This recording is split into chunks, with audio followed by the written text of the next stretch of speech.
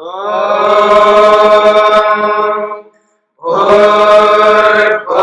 स्वः तत्सवितुर्वरेण्यं भर्गो देवस्य धीमहि धियो यो नः प्रचोदयात्।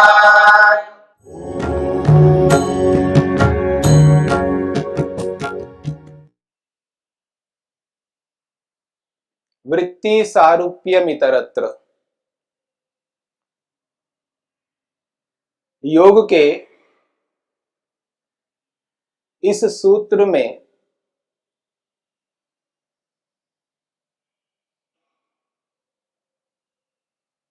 आत्मा जिस रूप में विद्यमान रहता है, जैसा आत्मा का स्वरूप होता है, आत्मा का अपना जो निज स्वरूप है, उसके जैसे गुण कर्म स्वभाव हैं, जिस स्वरूप में आत्मा होता है उसी स्वरूप में विद्यमान रहता है, परंतु अनुभूति उससे भिन्न होती है। योग की स्थिति में आत्मा वैसा ही अनुभव करता है जिस रूप में आत्मा है, परंतु योग की स्थिति ना होने पर, योग की स्थिति ना होने पर यानी समाधि की स्थिति ना होने पर, एकाग्र अवस्था या निरुद्ध अवस्था के ना होने पर आत्मा वैसा ही रहता है, परंतु वैसा अनुभव नहीं करता है। कैसा अनुभव करता है? वृत्ति सारूप्यम के अनुरूप में अनुभव करता है। वृत्ति को और स्वयं को एक मान करके अनुभव करता है। इस पर हमारी चर्चा चल रही है।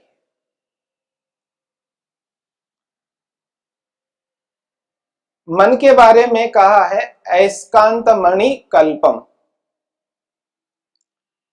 मन एक चुंबक के समान है, सन्निधि मात्रोपकारी, आत्मा के बिल्कुल निकट रह करके आत्मा का निरंतर उपकार करता है। उसके उपकार करने में रुकावट नहीं है। और वो जो निरंतरता है, वो निरंतरता अनादिकाल से है। इसलिए महर्षि वेदव्यास कहते हैं चित्तवृत्ति बोधे पुरुषस्य अनादि संबंध। ये जो आत्मा को अनुभव कराने की जो प्रक्रिया चल रही है, वो प्रक्रिया अनादिकाल से चल रही है। अब अनादि का मतलब, अनादि कहते हैं जिसका आदि ना हो, जिसका प्रारंभ ना हो, जो जिसका प्रारंभ ही नहीं है उसको अनादि कहते हैं। परंतु अनादि दो प्रकार से है। एक अनादि है स्वरूप से अनादि, और एक अनादि है प्रवाह से अनादि, परंपरा से अनादि। आत्मा का और मन का जो संबंध है, ये संबंध अनादि तो है, परंतु ये अनादि परंपरा से है। परंपरा का अर्थ है जब मन उत्पन्न होता है, जब यह पूरा संसार ब्रह्मांड उत्पन्न हुआ, उसके साथ साथ मन भी उत्पन्न हुआ।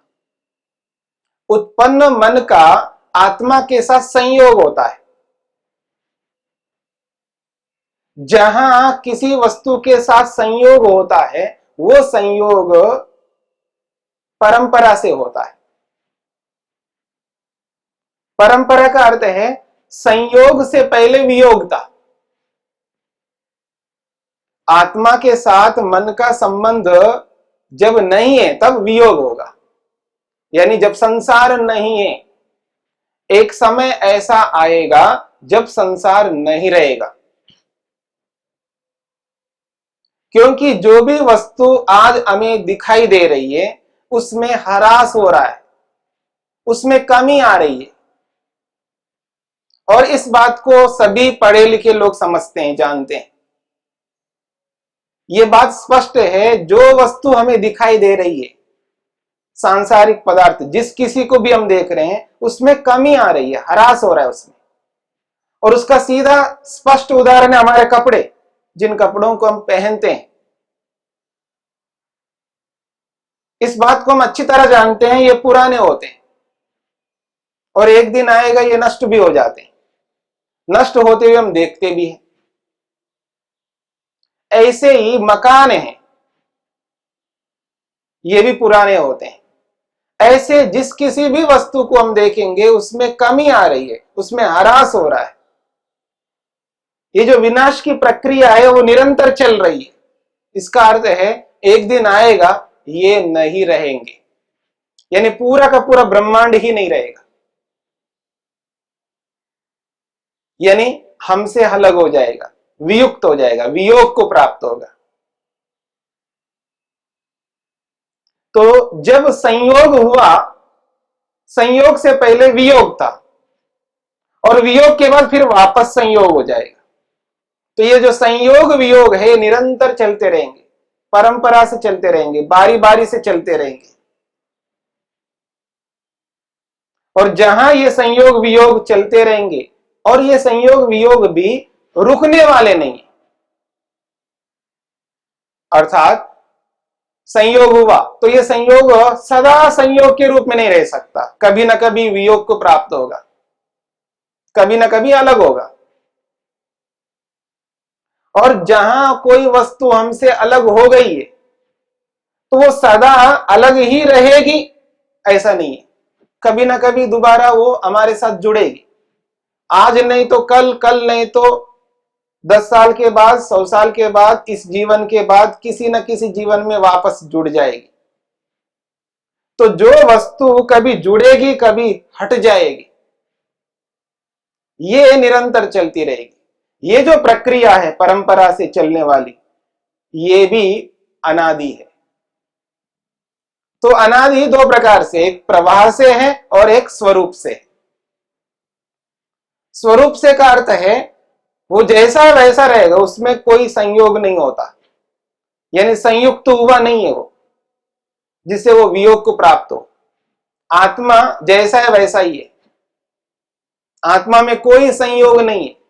आत्मा के अपने स्वरूप में, निज स्वरूप में कोई संयोग नहीं हुआ और न कोई वियोग होगा, यानी आत्मा उत्पन्न पदार्थ नहीं है, वो सदा से विद्यमान है। और जिसको हम परमात्मा कहते हैं वो परमात्मा भी अनादि है, वो भी सदा से है, वो भी उत्पन्न नहीं होता, न विनाश को प्राप्त होता है,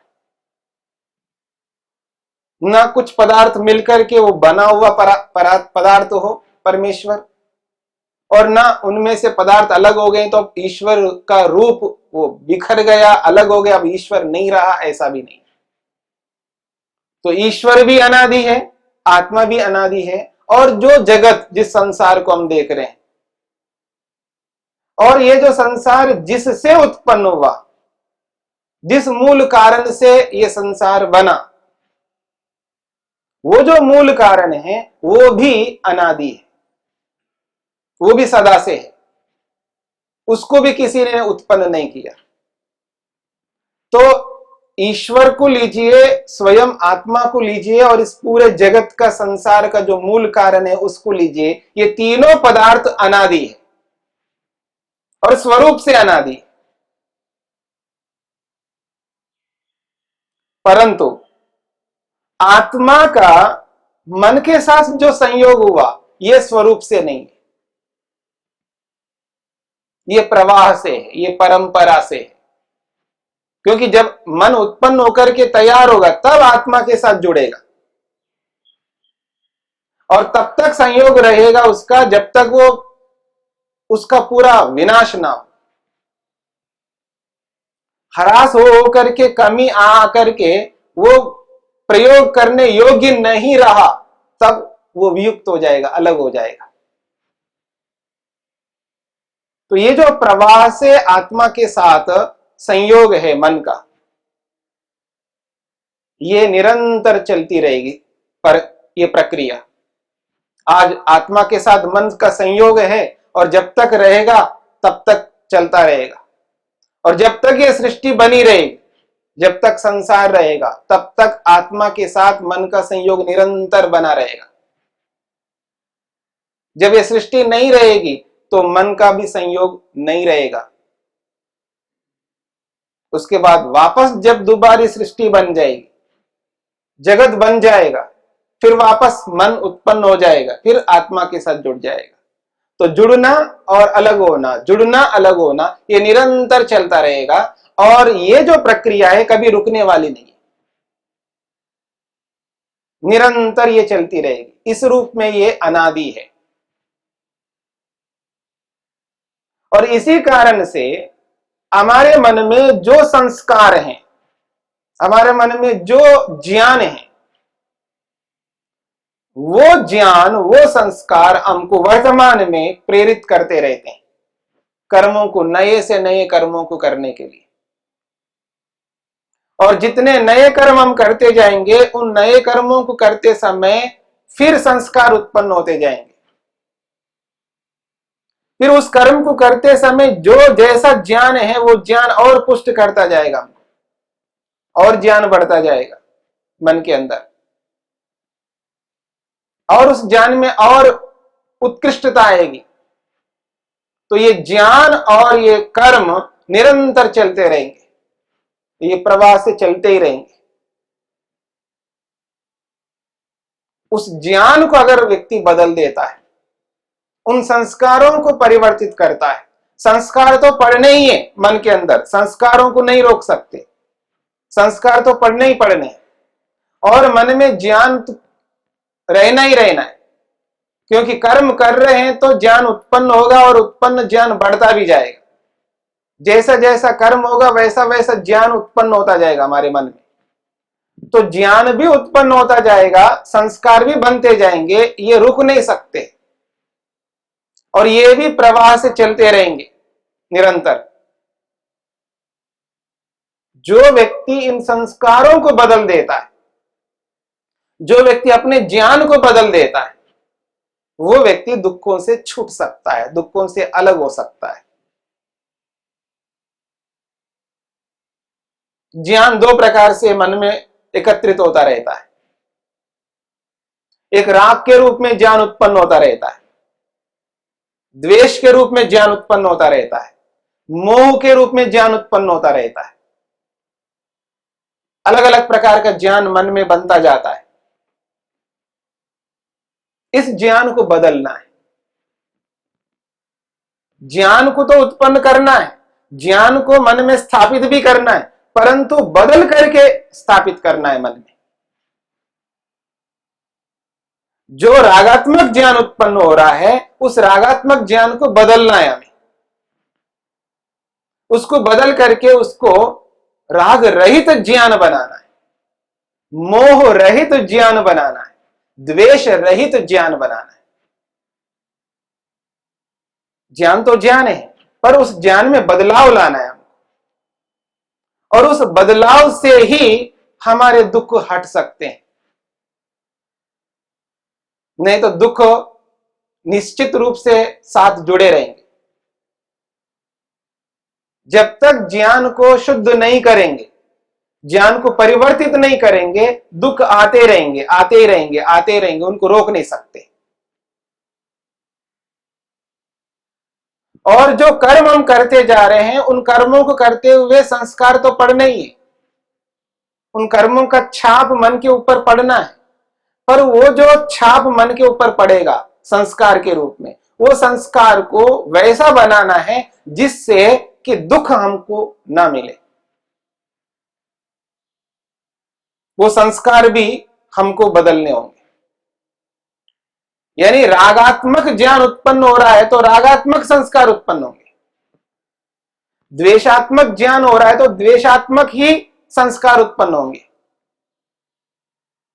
और वो द्वेषात्मक, रागात्मक, मोहात्मक जो संस्कार है वो व्यक्ति को परेशान करते हैं, दुखी करते हैं, उद्विग्न करते हैं, अशांत करते हैं, खिन्न करते रहते हैं। उनको हमें बदलना है। तो संस्कारों को परिवर्तित करना है और शुद्ध संस्कार बनाना है।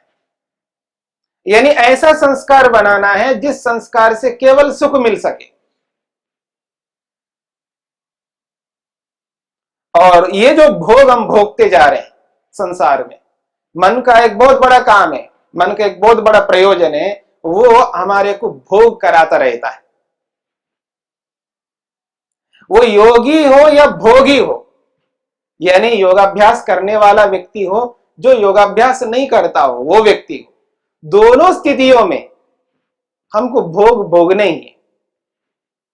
योगी भी भोग भोगता है और जो योग नहीं करता वो भी भोगता है, परंतु दोनों भोगों में बहुत अंतर होता है। योगी जिस भोग को भोगता है, यानी मन का जो प्रयोजन है वो भोग कराना, योगाभ्यास करने वाले को भी भोग कराता है और जो न कराने वाले को भी भोग कराता है। परंतु योगाभ्यासी जो भोग करता है उस भोग में और जो योगाभ्यास नहीं करने वाला जो भोग भोगता है उस भोग में बहुत अंतर होता है। उदाहरण के लिए, एक व्यक्ति देख रहा है आंखों से, रूप का ज्ञान कर रहा है और रूप के ज्ञान से व्यक्ति को सुख मिल रहा होता है, यानी रूप का भोग कर रहा है व्यक्ति। दोनों भोग हैं, लेकिन दोनों भोगों में बहुत अंतर होता है। एक भोग में राग छुपा हुआ है और एक भोग में राग नहीं है, पर दोनों भोग हैं। यानी योगाभ्यास करने वाले को भी देखना है, ऐसा तो नहीं वो आंखें बंद करके चलेगा, वो भी देखेगा, और जो योगाभ्यास नहीं करता वो भी देखेगा। दोनों देखेंगे, दोनों भोग करेंगे, लेकिन अंतर इतना है, एक भोग में राग है और एक भोग में राग नहीं है। और सुख दोनों लेंगे, याद रखना, सुख दोनों ही लेंगे, लेकिन एक राग से युक्त होकर के सुख लेगा, एक बिना राग के सुख लेगा। जैसे देखना है, वैसे खाना है, वैसे छूना है, वैसे पांचों इंद्रियों से जो भी क्रियाएं हम करते हैं, इन दोनों स्थितियों में भोग होता है, पर एक भोग में बहुत अंतर है और एक भोग में विवेक है, एक भोग में अविवेक है, यानी राग है। इन दोनों स्थितियों को समझ करके हमको चलना है, तब जाकर के वृत्ति सारूप्यम इतरत्र इस स्थिति को समझ करके आगे बढ़ सकते हैं।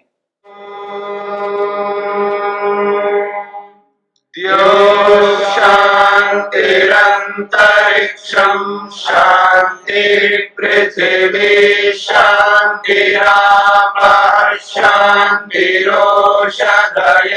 शांतिः वनस्पतयः शांतिर्विश्वे देवाः शांतिर्ब्रह्म शांति सर्वं शांति शांतिरेव शांति क्षमा शांतिरेधि।